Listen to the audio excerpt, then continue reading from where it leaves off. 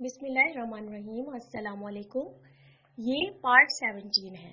आज हम आपके लिए पेश कर रहे हैं इजाजत, मुसन्निफ मुहिउद्दीन नवाब, आवाज नौशीन। ये किताब आपके लिए बुक शेयर पाकिस्तान की जानिब से पेश की जा रही है। दीगर किताबों और मालूमात के लिए आप इस नंबर पर राब्ता कर सकते हैं 0300291960 पे मोहम्मद अजहर से। तो आइए सुनते हैं पार्ट 16। वो गुस्से से तिलमिला कर बोला, जाओ, बस में चली जाओ। मैं कभी बर्दाश्त नहीं करूंगा कि तुम 6 बजे के बाद कामरान से मिलो। वो गुस्से से पांव पटकता हुआ स्टीयरिंग सीट पर पहुंचा। उसने गाड़ी स्टार्ट की, फिर उसे तेजी से ड्राइव करता हुआ उसकी नजरों से दूर होता चला गया। वो तल्खी से मुस्कुराते हुए आहिस्ता आहिस्ता चलते हुए बस स्टॉप की तरफ जाने लगी।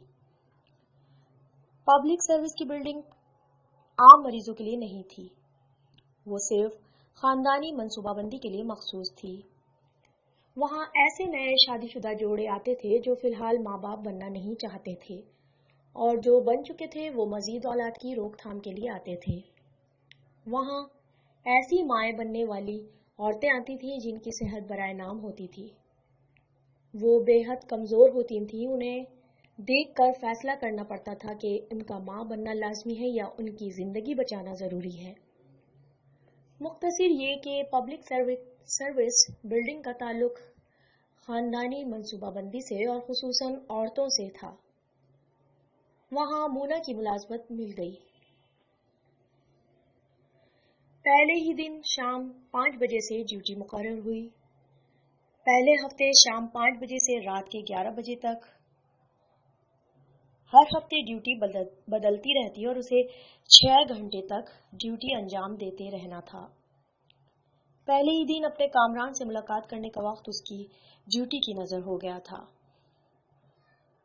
वो हॉस्टल आ गई। वहां से उसने मुराद के कॉटेज के फोन नंबर पर राब्ता कायम करना चाहा, लेकिन वो घर में नहीं था। फिर उसने डॉक्टर हंटर से राब्ता कायम किया। उसका शुक्रिया अदा करते हुए कहा, मुझे मुलाजमत मिल गई है। आज शाम 5 बजे से ड्यूटी पर जाऊंगी, लेकिन 5 बजे कामरान से मिलने का वक्त मुकर्रर था। अब चाहती हूँ कि दिन के किसी हिस्से में 1 घंटे के लिए उससे मुलाकात करूं, मगर उससे पहले मुराद को इत्तला देना जरूरी है, वरना वो गलतफहमी में मुब्तला हो जाएगा।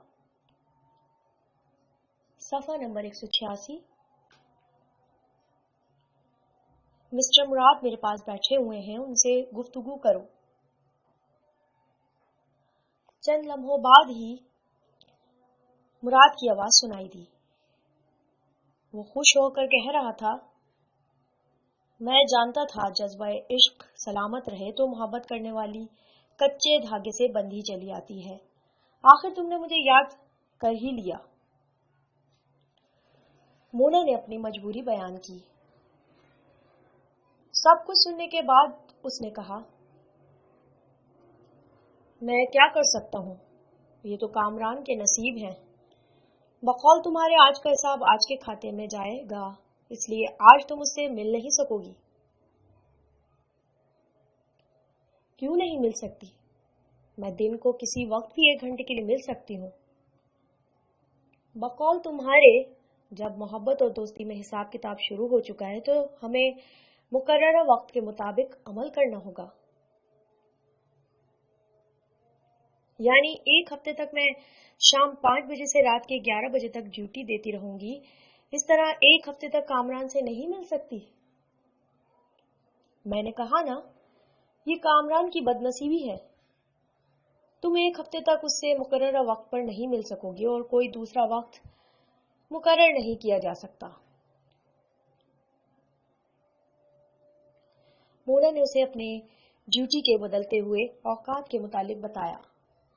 फिर कहा, तुम भी नोट कर लो, अब से चौथे हफ्ते मेरी ड्यूटी दिन के 11 बजे से शाम के 5 बजे तक होगी। गोया कि तुम्हारे लिए 4 बजे से 5 बजे तक का जो वक्त मुकर्रर है वो चौथे हफ्ते मेरी ड्यूटी की नजर होगा। اور تم پورے ہفتے مجھ سے ملاقات نہیں کر سکو گے. بولو منظور ہے؟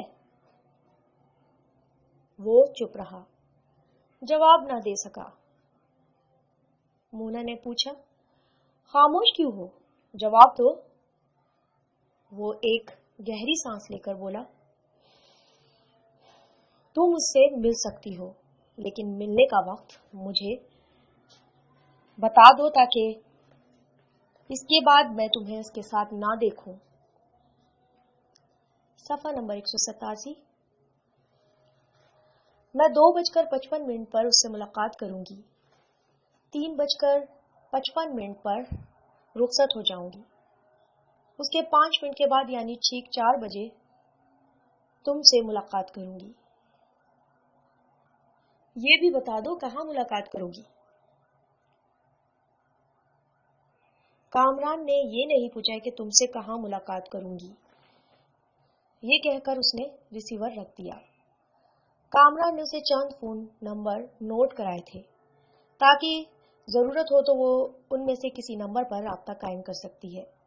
اس نے ایک نمبر کو آزمایا. کامران نے کہا تھا جب تک وہ پوری طرح صحت یاب نہ ہو جائے، زخم اچھی طرح بھر نہ جائیں، وہ اپنے ایک دوست کے ساتھ رہے گا. اس کے ہاسٹل سے زیادہ دور نہیں رہے گا. اس کا دوست ایک فلیٹ میں رہتا تھا. فلیٹ آنر سے رابطہ قائم ہو گیا.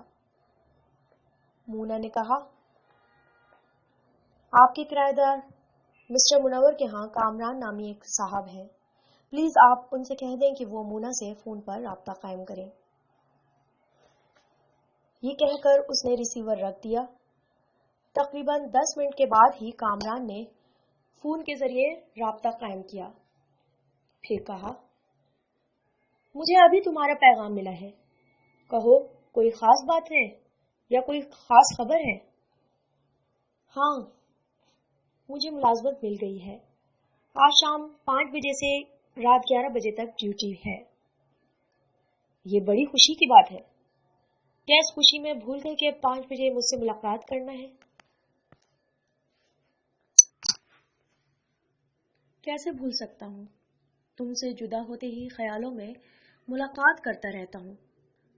5 بجے تم مصروف ہو تو کوئی بات نہیں، کوئی دوسرا وقت مقرر کر لیتے ہیں. دوسرا وقت مقرر کرنے میں مراد کو اعتراض تھا، لیکن میں نے اسے راضی کر لیا ہے. ہم 2:55 پر ملیں گے اور ٹھیک 3:55 پر رخصت ہو جائیں گے. صفحہ نمبر 188. او مونا، یہ کیا مذاق ہے؟ ہم میاں بیوی ہیں یا مراد کے زرخرید غلام ہیں جو اس کے اشارے پر ناچ رہے ہیں؟ اس پر اعتماد کر کے تم نے مجھے بلایا ہے اور اس کے حوالے سے بلایا ہے تو اس کے حوالے سے ہی مل سکتے ہیں. فون پر زیادہ بحث کرنے کی کیا ضرورت ہے؟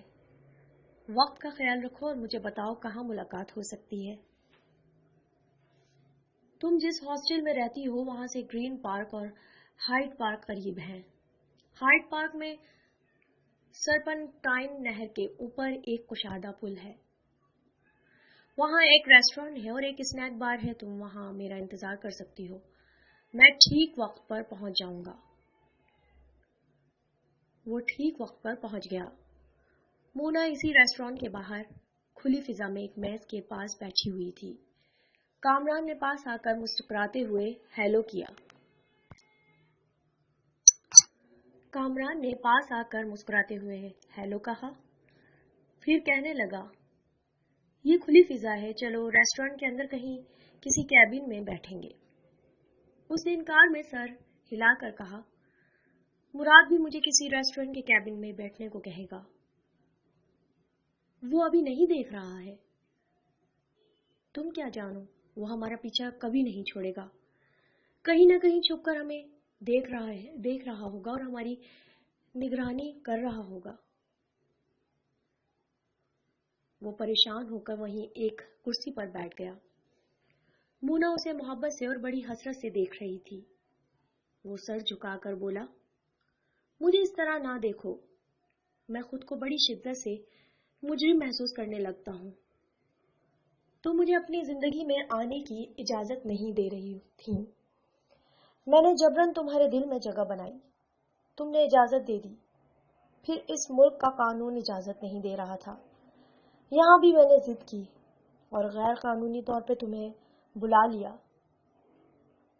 ऐसा ना करता तो शायद पता नहीं तुम्हारा मुस्तकबिल कितना शानदार होता। पता नहीं कौन तुम्हारा जीवन साथी होता और तुम उसके साथ। वो मेज पर हाथ मारकर बोली, बस करो, बहुत हो चुका। तुम क्या समझते हो? बेशुमार औरतें जो अपने शौहरों से बिछड़कर देश परदेश में तन्हा जिंदगी गुजारती हैं, क्या वो दूसरे जीवन साथियों के ख्वाब देखती हैं? सफा नंबर 179। सफा नंबर 189। और जब वो जिंदगी में आ जाता है तो फिर वो आखिरी सांसों तक भूलने का सवाल ही पैदा नहीं होता। तुम तो नाराज हो गई। मेरा मकसद ये नहीं था। मैंने तो अपने आप को मुजरिम महसूस करता हूँ। मुजरिम हम दोनों हैं। हम दोनों ने गलतियां की हैं। हम दोनों पछता रहे हैं। अब इस पछतावे से किस तरह निकलना है, इसके लिए मैं जद्दोजहद कर रही हूँ। तुम भी करते रहो, किसी वकील से राब्ता कायम करो।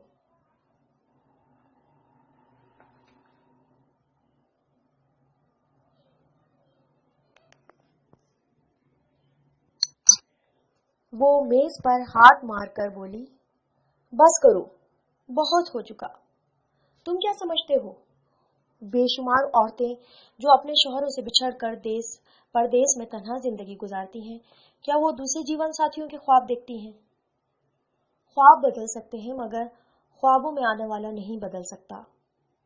और जब वो जिंदगी में आ जाता है तो फिर आखिरी सांस तक बदलने का सवाल ही पैदा नहीं होता। तुम तो नाराज ही हो गई। मेरा मकसद ये नहीं था। मैं तो अपने आप को मुजरिम महसूस करता हूँ। मुजरिम हम दोनों हैं। हम दोनों ने गलतियां की हैं। हम दोनों पछता रहे हैं। अब इस पछतावे से किस तरह निकलना है, इसके लिए मैं जद्दोजहद कर रही हूँ। तुम भी करते रहो, किसी वकील से राब्ता कायम करो। जरूर करूंगा। आज जरा आराम कर लूं। कल शायद अच्छी तरह चलने फिरने के काबिल हो जाऊंगा, फिर यही करूंगा। वो दोनों वहां से उठकर रेस्टोरेंट में गए। सेल्फ सर्विस के मुताबिक अपने लिए कुछ सैंडविचेस और कॉफी की 2 प्यालियां ली। फिर अपनी जगह वापस आकर बैठ गए। उनकी मोहब्बत में बड़ी संजीदगी आ गई थी। पहले जैसी बात नहीं हो रही थी कि मिले तो शायरी या रूमानी बातें शुरू हो गईं। अब वो मुस्तकबिल के मंसूबे बना रहे थे। उन्हें क्या करना चाहिए। मूना उसे अपने कमरे की उन साथियों के मुतालिक बता रही थी जो इमिग्रेशन कानून की मानी थी। वो सब मूना के दुख को समझ रही थी और हमा वक्त उसका साथ देने के लिए तैयार थी। 1 घंटा क्या होता है? कुछ नहीं होता। पलक झपकते ही गुजर जाता है, क्योंकि ये विसाल के लम्हात होते हैं। वो वक्त से 15 मिनट पहले ही उठ गए। आहिस्ता आहिस्ता चलते हुए पार्क से बाहर जाने लगे ताकि बाहर पहुंचने तक वो वक्त पूरा हो जाए। ओपन एयर रेस्टोरेंट के अहाते से बाहर निकलकर चंद कदम चलते ही वो रुक गए। जरा आगे 2-4 आदमी किसी शख्स को संभाल रहे थे। वो झुका हुआ था और किसी तकलीफ में मुब्तला नजर आ रहा था। कामरान ने उसे दूर ही से पहचानते हुए कहा, अरे ये तो मुराद है। सफा नंबर 190। वो दोनों तेजी से चलते हुए उसके करीब पहुंचे। कामरान ने उन आदमियों से कहा, मैं इसे जानता हूँ, ये मेरा दोस्त है। एक शख्स ने कहा, थैंक्स गॉड, हम परेशान हो गए थे, प्लीज इसे फौरन तिब्बी इमदाद पहुंचाएं। उसे गाड़ी में बिठाकर पार्क के बाहर पहुंचाया गया। पार्क एरिया में एक टैक्सी में बिठाया गया। कामरान ने भी बैठते हुए मूना से कहा, तुम भी चलो, हम उसे डॉक्टर जॉन हंटर के पास ले चलेंगे। मैं कैसे बैठ सकती हूँ? जो वक्त तुम्हारे लिए मुकर्रर था उसके 15 मिनट मुराद की वजह से जाया हो रहे हैं। उसका हिसाब क्या ये करेगा? मुराद अपने सीने पर हाथ रखे दिल को थामे तकलीफ से कराते हुए कह रहा था, तुम जो हिसाब करना चाहोगी करूंगा, प्लीज मुझे डॉक्टर के पास ले चलो। कामी, तुम वापस चले जाओ, कल मैं 1 घंटे 15 मिनट तक मुलाकात करूंगी। कामी यूं भी नहीं जाना चाहता था। जख्मी हालत में अपने घर से पार्क तक आया था, इस वजह से थक गया था। मोना की ये बात पसंद आई, आज के 15 मिनट कल के 1 घंटे में शामिल किए जाएंगे। वो चला गया। मोना मुराद के साथ टैक्सी की पिछली सीट पर बैठ गई। टैक्सी वहां से रवाना हुई। उसने किन अखियों से मुराद की तरफ देखा। वो वाकई तकलीफ से कराह रहा था। आहिस्ता आहिस्ता बड़बड़ा रहा था, मैं मर जाऊंगा तो तुम मुझे बहुत याद करोगी, बहुत याद करोगी। मोना ने दिल ही दिल में कहा, हम खुदा को याद करते हैं लेकिन शैतान भी जबरन याद आता है और सारी जिंदगी याद आता रहता है। तुम याद आओगे तो कौन सी नई बात होगी? वो बड़बड़ाते हुए कह रहा था, मैं बर्दाश्त नहीं कर सकता। जब मैंने समीना को दुल्हन बनकर अपने ही भाई के घर में जाते देखा तो पहली बार मेरे दिल में दर्द उठा। मैं तकलीफ से तड़पने लगा। आज तुम्हें कामरान के साथ रेस्टोरेंट में देखकर फिर यही हालत हो गई। मैं क्या करूं? मैं बर्दाश्त नहीं कर सकता। सफा नंबर 191। मोना ने नागवारी से कहा, जरा हमदर्दी से उसे देखा। वो दुश्मन था मगर उस पर तरस आ रहा था। थोड़ी देर बाद वो डॉक्टर जॉन हंटर के चैम्बर में पहुंच गए। मोना उसे छोड़कर जाने लगी। वो तकलीफ से कराते हुए बोला, ना जाओ, मुझे छोड़कर ना जाओ। अब तो 4 बज चुके हैं। मुझसे मुलाकात का वक्त करीब है। बेशक तुमसे मिलने का वक्त है लेकिन 4 दीवारी में नहीं। मैं खुली फिजा में रहूंगी। तबीयत बहाल हो जाए तो चले आना। डॉक्टर ने एक गोली मुराद को खाने के लिए दी। फिर मोना से कहा, जिद न करो, यहाँ रह जाओ। मेरे मरीज की सबसे अहम दवा हो और मेरी सबसे अहम दवा मेरा शौहर है। उसके बगैर मैं जहनी तौर पर बीमार रहती हूँ। यहाँ इलाज के लिए आई हूँ। क्या आप और आपका ये मरीज मेरे लिए वो दवा तजवीज कर सकते हैं? देखो, तुम तीनों के दरमियान समझौता हो चुका है। मैं इसी समझौते की रूह से कह रही हूँ। इन दोनों में से किसी के साथ भी सिर्फ खुली फिजा में मिल सकती हूँ। डॉक्टर ने कहा, मुराद तुम खुद ही अपने हक में बुरा करते हो। तुम्हारी शराइत की रूह से ये दुरुस्त कह रही है। अगर तुम इसे रोकना चाहते हो तो शराइत में तब्दीली लाओ और कह दो कि ये कामरान के साथ भी 4 दीवारी के अंदर मुलाकात कर सकती है। वो तकलीफ से करहा कर बोला, हरगिज नहीं, 4 दीवारी के बाहर रहकर मैं मर जाऊंगा। मोना ने उसे नागवारी से देखा, फिर बाहर चली गई। डॉक्टर की जो दवाएं बेजरर और बेअसर होती थी वो भी मुराद पर असर करती थी। उस पर मोना करीब थी तो फिर असर क्यों ना होता। वो 10 मिनट के बाद ही ठीक हो गया। बिस्तर पर उठकर बैठ गया। पूछने लगा, वो कहाँ है? डॉक्टर ने कहा, बाहर गार्डन में है। सफा नंबर 192। वो फौरन ही उठकर वहां से जाने लगा। डॉक्टर ने खामोशी से उसे जाते हुए देखा, फिर मायूसी से गर्दन हिलाकर कहा, पुअर फेलो, मैं इसके लिए क्या कर सकता हूं? وہ گارڈن میں مونا کے پاس پہنچ گیا۔ مونا نے گھڑی دیکھتے ہوئے کہا، ملاقات کے وقت کا آدھا گھنٹہ ختم ہو چکا ہے۔ اب آدھے گھنٹے میں ہم یہاں سے کسی بس میں بیٹھ کر پبلک سروس بلڈنگ کی طرف چلے جائیں گے۔ وہاں پہنچتے پہنچتے میری ڈیوٹی کا وقت ہو جائے گا۔ چلو۔ وہ اس کے ساتھ چلتے ہوئے کہنے لگا، یہ تو کچھ بھی نہ ہوا۔ میرا آدھا وقت بیماری میں گزر گیا اور آدھا تمہارے ساتھ جانے میں گزر جائے گا۔ میں کیا کر سکتی ہوں؟ تمہارے لیے یہی وقت مقرر تھا۔ اگر تم چاہو تو میں رات 11 بجے اسپتال آ جاؤں۔ اتنی رات کو تم ہاسٹل واپس جاؤ گی، میں تمہیں اپنی گاڑی میں پہنچا دوں گا۔ مونا نے خوش ہو کر کہا، ہاں، اچھا آئیڈیا ہے۔ آج تم مجھے پہنچا دینا۔ کل رات کو 11 بجے کامران آ کر مجھے ہاسٹل پہنچا دیں گے۔ وہ ہونٹوں کو بھیج کر اسے گھورنے لگا۔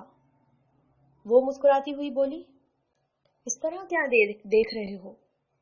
کیا تم ایک بات کا حساب کرتے ہو تو پھر ہمارے حساب کرنے پر غصہ کیوں آتا ہے؟ وہ خاموش رہا۔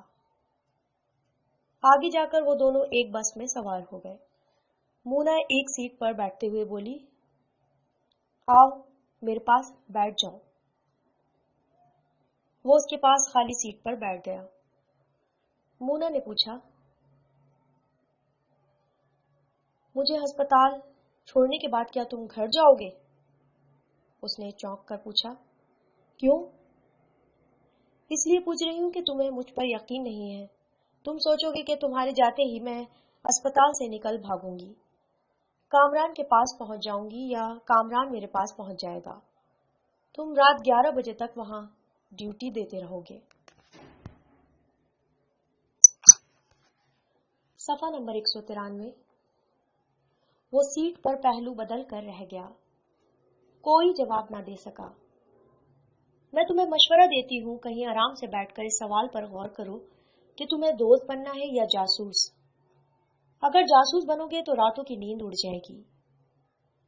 11 بجے تک میرے لیے اسپتال کے سامنے رات بھر پہرا دو گے۔ صبح گھر جا کر سونا چاہو گے تو نیند آنے کے باوجود چونک چونک کر اٹھو گے۔ خواب میں بھی تم مجھے اور کامران کو ملتے ہوئے دیکھا کرو گے۔ جب تک ہم میاں بیوی جدائی کے صدمے سہتے رہیں گے، تم وہاں وصال کے اندیشوں میں مبتلا رہ کے دماغی مریض بنتے رہو گے۔ تم چاہو تو اس مریض کو ایک نئی زندگی دے سکتی ہو۔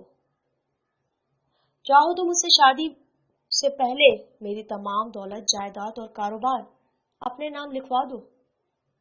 مجھے کنگال بنا دو اور یہ دیکھو کہ میں تم پر کتنا اعتماد کرتا ہوں۔ تمہاری ایک ہاں پر موت کے پروانے پر بھی دستخط کر دوں گا۔ جب تم مجھے اتنا چاہتے ہو تو میری خوشیوں کا خیال رکھو۔ مجھے اس کو نہیں کہتے، میری خوشیوں کا بھی خیال رکھو۔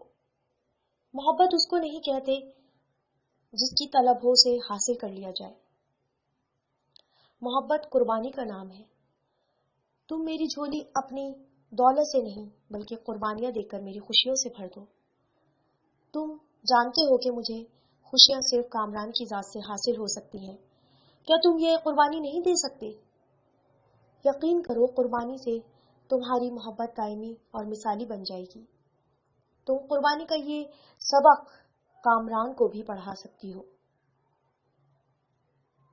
ہمارا نکاح نامہ اس بات کا ثبوت ہے کہ ہم نے محبت میں ایک دوسرے کو حاصل کر لیا ہے۔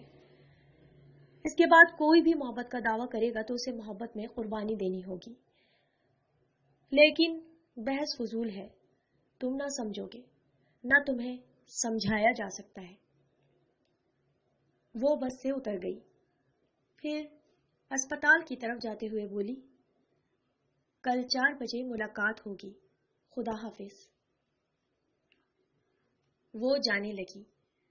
وہ چپ چاپ کھڑا اسے دیکھتا رہا، اندر ہی اندر مچلتا رہا اور سوچتا رہا، نہ طاقت سے حاصل ہوتی ہے، نہ دولت سے حاصل ہوتی ہے، نہ سینہ پیٹ کر آہوزاری سے حاصل ہوتی ہے، اور نہ ہی اس کے سامنے کوئی چالاکی کام آتی ہے۔ صفحہ نمبر 194۔ وہ سوچتے سوچتے لرزنے لگا، مٹھیاں بھیجنے لگا۔ جب کوئی حربہ کام نہ آئے تو دیوانگی طاری ہونے لگتی ہے، دماغ میں آندھیاں سی چلنے لگتی ہیں، جنونی کیفیت شدت اختیار کرنے لگتی ہے۔ ایسے ہی وقت آدمی یا تو ہارے ہوئے سپاہی کی طرح ہتھیار ڈال دیتا ہے یا ایک دم سے پھٹ پڑتا ہے، یا پھر دماغی مریضوں کی طرح بیمار پڑنے لگتا ہے۔ اسے تکلیف کا احساس ہونے لگا۔ اس نے جلدی سے جیب میں ہاتھ ڈال کر چھوٹی سی ٹبیا نکالی، پھر اس میں سے ایک سرخ رنگ کی گولی نکال کر منہ میں ڈال لی۔ مونا نے امیگریشن کے موضوع پر جو مضمون لکھا تھا وہ تیسرے دن ایک معروف اخبار میں شائع ہو گیا۔ یوں تو آئے دن کتنے ہی صحافی اور رپورٹرز انسانی زندگی کے حقائق کو بے نقاب کرتے رہتے ہیں، مگر بہت کم صحافی اور قلمکار لوگوں کی نظروں میں آتے ہیں اور پسند کیے جاتے ہیں۔ اس کی چند وجوہات ہیں۔ ایک تو یہ کہ بعض قلمکار تحریر کے ذریعے منفرد انداز پیش کرتے ہیں یا جو پڑھنے والے کو متاثر کرتا ہے۔ بعض قلمکار تلخ حقائق کا کوئی گوشہ نہیں چھوڑتے، اس طرح وہ حقیقت نگار کی حیثیت سے مقبول ہو جاتے ہیں۔ بعض صحافی اور حقیقت پسند قلمکار مختلف ذرائع اختیار کرتے ہیں اور اپنی آواز کو دور تک بلکہ اعلی حکام تک پہنچانے میں کامیاب ہو جاتے ہیں۔ شکنتلا پانڈے بھی مختلف ذرائع اختیار کرتی تھیں، ہمیشہ عورتوں کے حقوق پر لکھتی تھیں۔ اس کا خاص موضوع امیگریشن ہوتا تھا اور وہ ان عورتوں کی نمائندگی کرتی تھیں جو ایشیا کے مختلف ممالک میں اپنے شوہروں کا انتظار کرتے کرتے بوڑھی ہو جاتی ہیں۔ جب بھی اس کا کوئی مضمون شائع ہوتا تو اس مضمون کی کئی نقلیں وہ مختلف اداروں میں مختلف ممالک میں ارسال کرتی تھیں۔ جب مونا کا وہ مضمون شائع ہوا تو شکنتلا نے سب سے پہلے اسے امیگریشن کے شعبوں سے تعلق رکھنے والے اعلیٰ افسروں کے پاس بھیجا۔ صفحہ نمبر 195۔ اس کی ایک نقل وزارت خارجہ کے دفتر میں بھیجی، پھر اس کی کئی نقلیں اس نے 16 ممالک کی خواتین اول کے پاس ارسال کی۔ دنیا کے کئی ممالک کی سیاسی اور سماجی تنظیموں سے تعلق رکھنے والی خواتین کو بھی اس مضمون کی طرف متوجہ کرایا، یعنی وہ دنیا کی ایسی تمام خواتین کو امیگریشن کے مسئلے پر اپنا ہم خیال بناتی نہیں تھی جو کسی نہ کسی شعبے سے تعلق رکھتی تھی، کسی نہ کسی ملک کی خاتون اول یا سیاست داں تھی، ڈاکٹر تھیں، اپنے ملک میں اور بین الاقوامی سطح پر بہت ہی معروف سماجی کارکن تھیں۔ وہ تمام مرد حضرات بھی ان خواتین کے ہم خیال تھے جو برسوں سے امیگریشن کے مسئلے سے دوچار ہوتے چلے آ رہے تھے۔ مونا کا جو پہلا مضمون اخبار میں شائع ہوا اس کا عنوان تھا ہم اجازت چاہتے ہیں۔ ہم اجازت چاہتے ہیں۔ اس عنوان کے تحت اس نے لکھا تھا، ہم اجازت اس لیے چاہتے ہیں کہ کوئی بھی شریف انسان کسی کی اجازت کے بغیر کسی کے گھر میں داخل نہیں ہوتا۔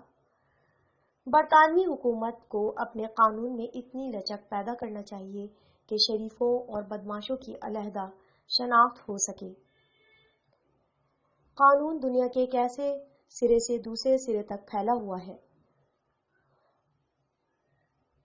اس کی جڑیں انسانی تہذیب میں بڑی گہرائی تک ہیں، اس کے باوجود انسان کی ذہانت یا اس کی مکاریوں کے آگے قانون بے بس ہو جاتا ہے۔ چاہے کتنے ہی سخت قوانین نافذ کرو، منشیات کے بیوپاری، عورتوں کے سوداگر، سرکاری رازوں کو چرانے والے اور سیاسی سازشیں کرنے والے اپنی مکاریوں سے چور دروازے بنا کر ہمیشہ ہر ملک میں اور خصوصاً انگلینڈ میں داخل ہوتے رہتے ہیں۔ صرف اپنے شوہروں سے وفا کرنے والیاں داخل نہیں ہو سکتی۔ انگلینڈ میں اپنا وطن چھوڑ کر آباد ہونے والوں کے متعلق یہاں قانون کے محافظ پوری طرح چھان بین کرتے ہیں۔ ان کے پاس ایسے قواعد و ضوابط ہیں اور ایسی لائن آف ایکشن ہے جس کے ذریعے وہ ان کی جانچ پڑتال کے بعد یہاں رہنے کی اجازت دیتے ہیں۔ پھر کیا وجہ ہے کہ غلط قسم کے لوگ تو آسانی سے ملک میں داخل ہو جاتے ہیں، لیکن جو غلط نہیں ہوتے، جو قانون کا لحاظ کرتے ہیں، وہ سرحد کے باہر منہ دیکھتے رہ جاتے ہیں۔ پارٹ 16 یہاں پر اختتام پذیر ہوتا ہے۔ کتاب اجازت کا بقیہ حصہ پارٹ 17 پر سماعت فرمائیے۔ شکریہ۔